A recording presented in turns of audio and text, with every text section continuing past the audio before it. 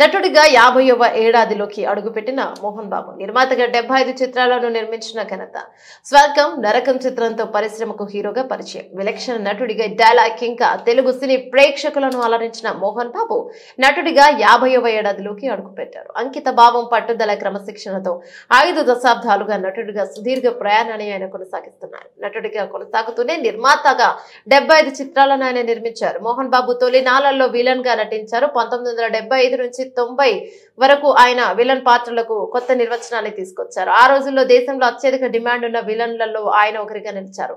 స్వర్గం నరకం చిత్రంతో పరిశ్రమకు హీరోగా పరిచయమైన విలన్ పాత్రలతో టాప్ స్థానాన్ని కవసం చేసుకున్నారు.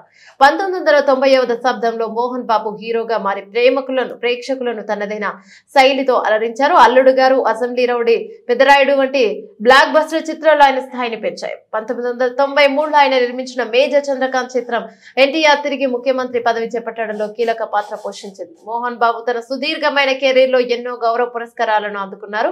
2007లో భారత ప్రభుత్వం పద్మశ్రీ పురస్కారంతో ఆయన్ను గౌరవించింది. 2016లో Filmfare lifetime achievement award ఆయన్ను అనుసరించింది.